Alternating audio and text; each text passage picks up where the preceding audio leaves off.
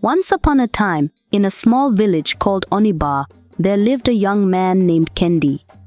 Kendi was known for his good looks and hard-working nature. He was deeply in love with a beautiful maiden named Nala. Nala was not only beautiful but also an amazing singer. Her voice was as sweet as birdsong at dawn.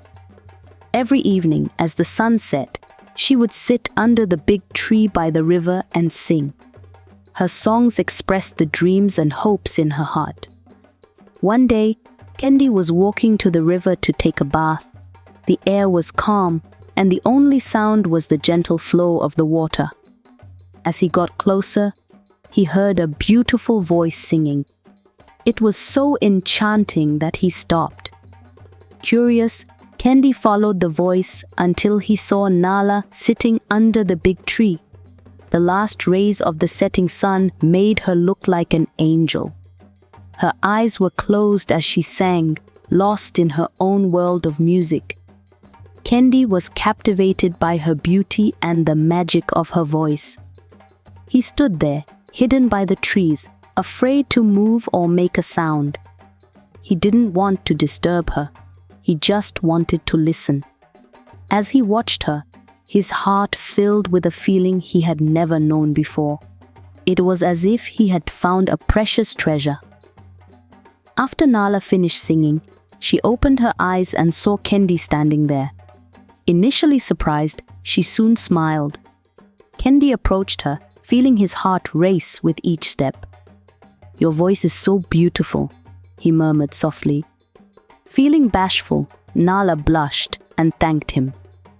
From that day on, they met by the river every evening, chatting, laughing, and sharing their dreams. Nala would sing, and Kendi would listen, falling more deeply in love with her each day.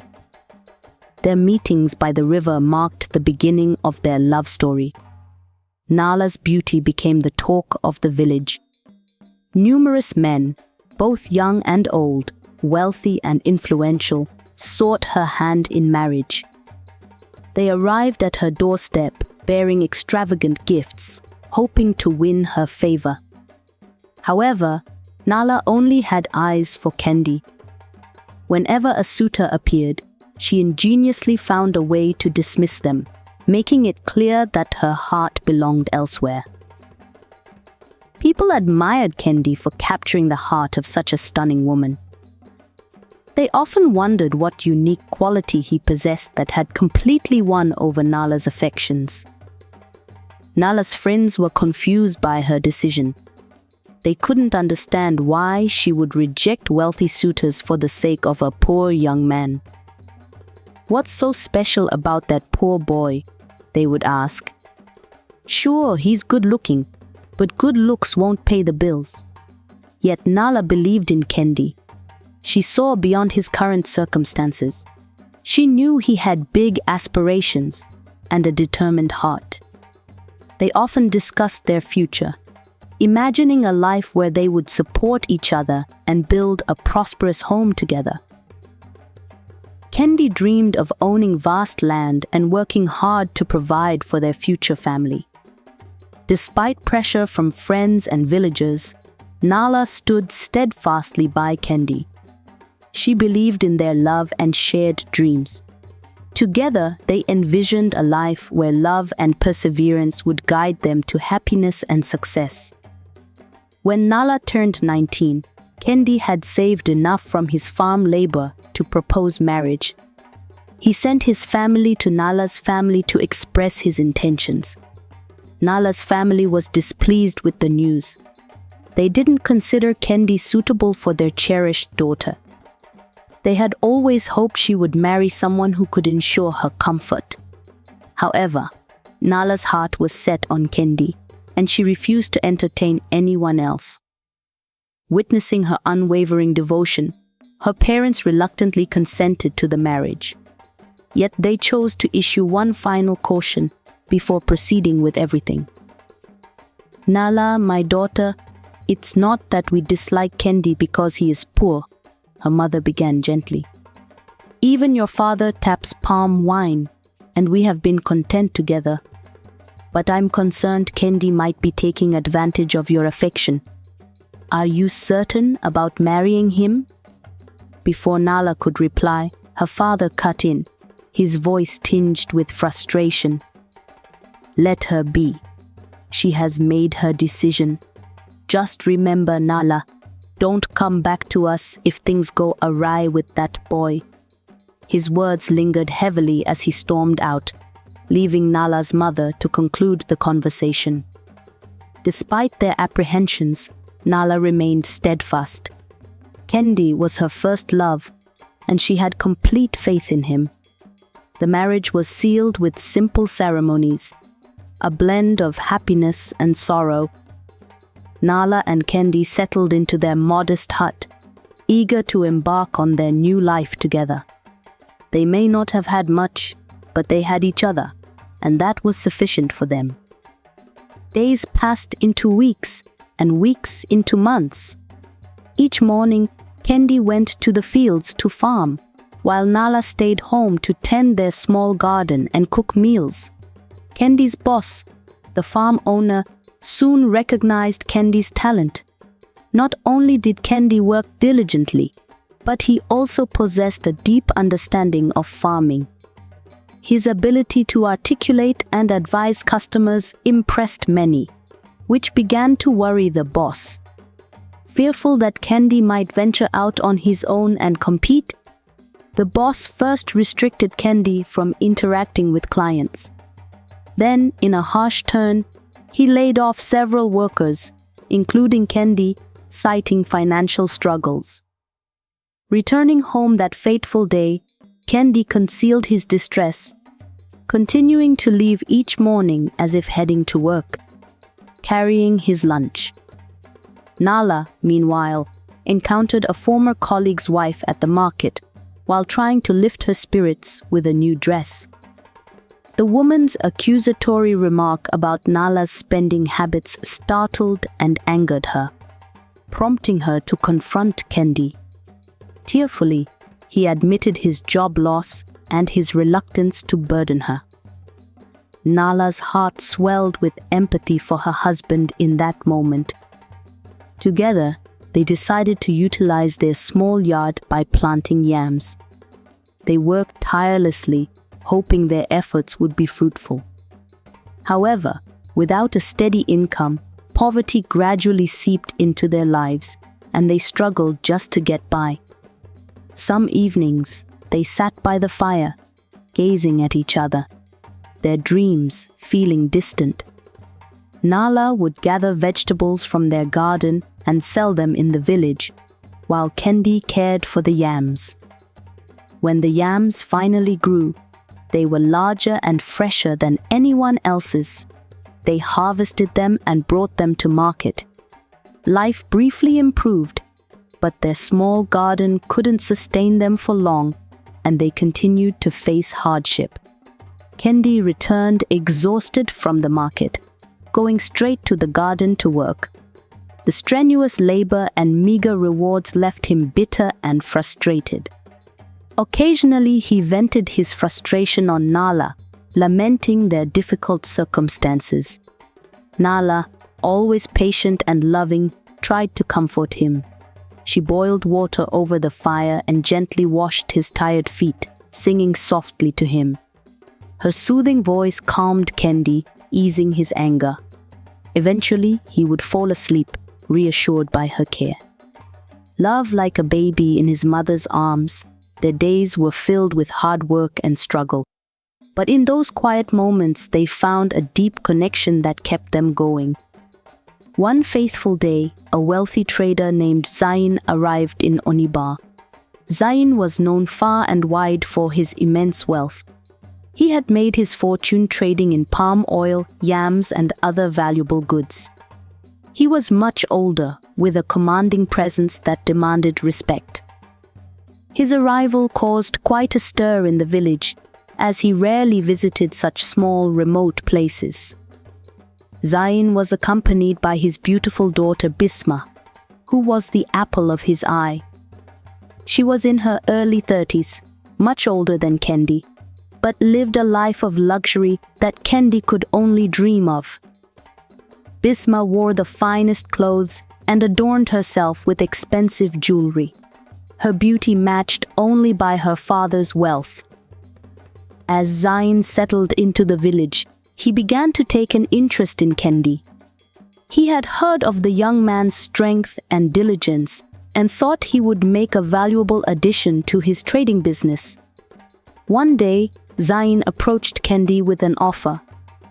"Kendi, my son," he began, "I have seen your hard work and dedication. I believe you have great potential. How would you like to join me in my trading business? I can offer you a life of comfort and prosperity." Kendi was taken aback by the offer. He had never dreamed of such an opportunity. The thought of providing a better life for Daisy tempted him, but he knew he had to discuss it with her first. That evening, Kendi and Nala sat together outside their hut, bathed in the gentle moonlight that cast a peaceful glow around them. He spoke about Zain's proposal and its potential to transform their lives. "Nala, my dear," Kendi said, holding her hand, "this could be our opportunity to secure a better future. We could build a larger home, acquire more land, and ensure a brighter path for our children." Nala listened silently, her heart filled with conflicting emotions. Though she cherished Kendi deeply and wanted what was best for him, a sense of unease lingered within her.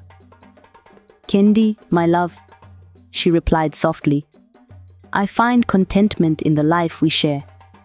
We may not possess great wealth, but having each other is more precious than any riches. Nevertheless, I will stand by your decision." Kendi embraced Nala tightly, feeling her love and warmth envelop him. With determination, he chose to accept Zain's offer, hopeful that it would bring them closer to their dreams. The next day, Kendi met with Zain and agreed to join his trading enterprise. Zain was pleased and promptly set Kendi to work. As Kendi delved deeper into the business, he traveled extensively, learning its complexities. His prolonged absences strained his relationship with Nala, creating a growing distance between them. Immersed in his work, Kendi found himself spending more time with Bisma.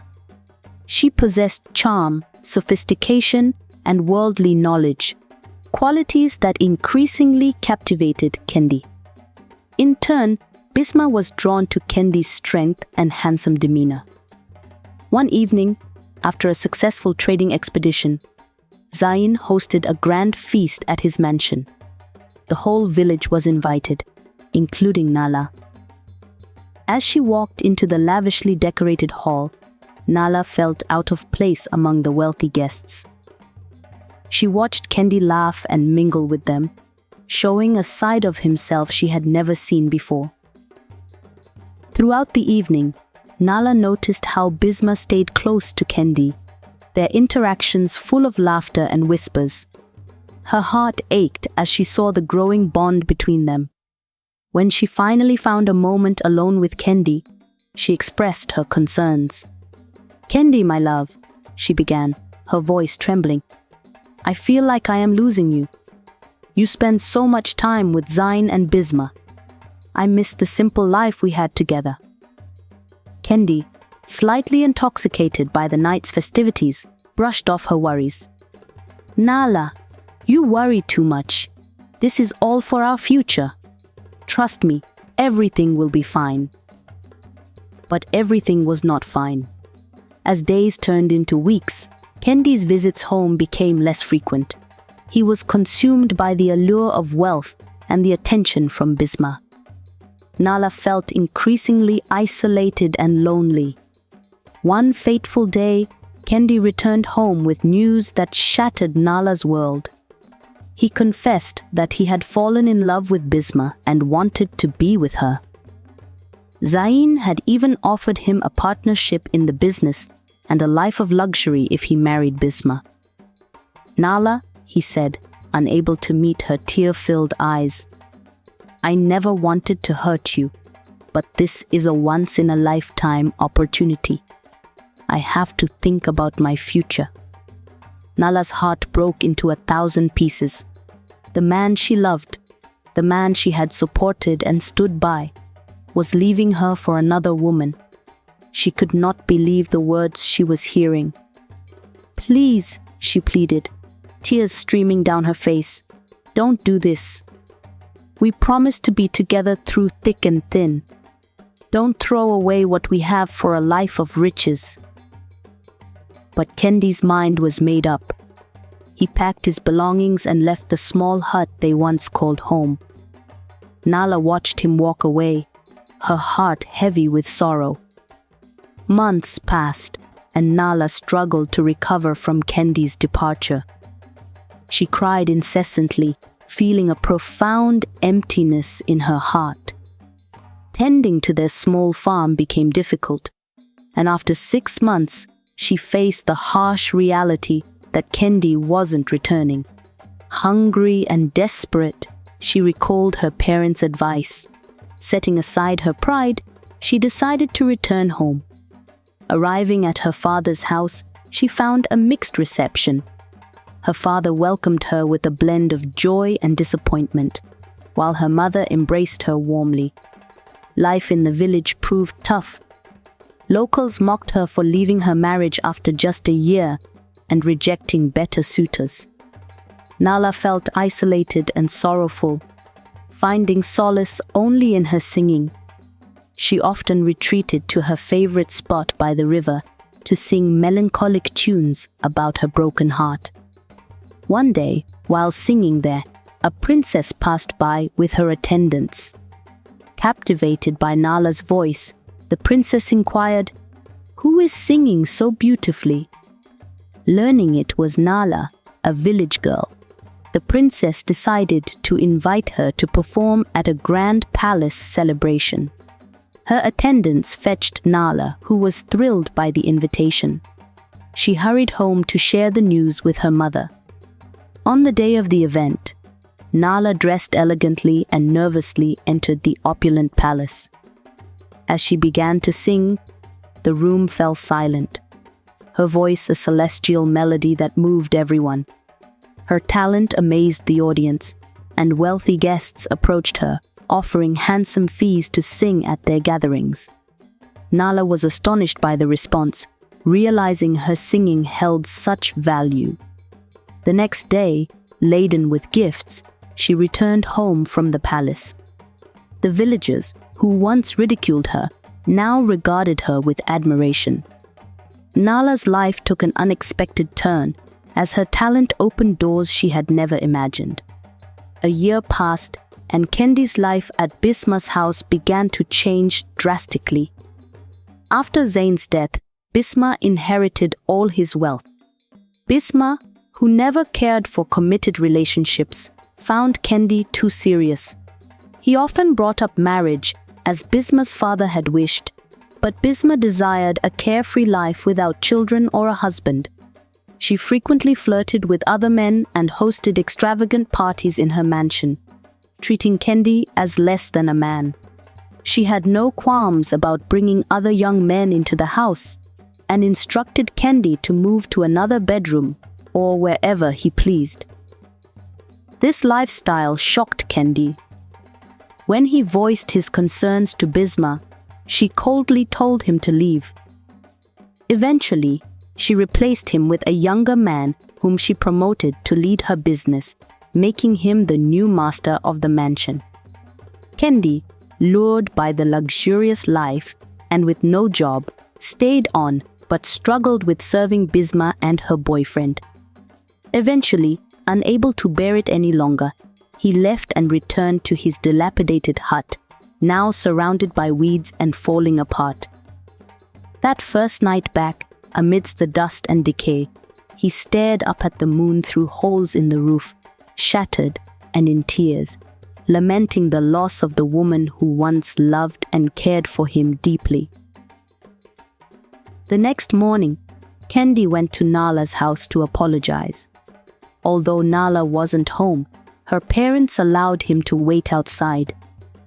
As he sat there, he saw Nala approaching, holding hands with a man and glowing with pregnancy. Kendi was speechless, sinking to his knees in disbelief. By the time Nala reached him, he was in tears, repeatedly apologizing. But he knew it was too late. Nala looked at him with pity but remained silent. Kendi left Nala's home like a hollow shell, devoid of emotion. After Nala's initial performance at the palace, she began socializing with wealthy men. Among them was Ikon, a widower with a young daughter. Ikon fell deeply in love with Nala, and they married soon after. Nala cherished Ikon's daughter as her own, and they built a loving family together, eventually welcoming 2 sons. Their life was prosperous and joyful. Meanwhile, Kendi focused on rebuilding his life. He dedicated himself to tending his yam garden and, with some savings, purchased a small plot of land to restart his yam farming. Through this experience, he learned a profound lesson. Genuine happiness and fulfillment stem from love and diligent effort, rather than temporary luxuries and hollow promises.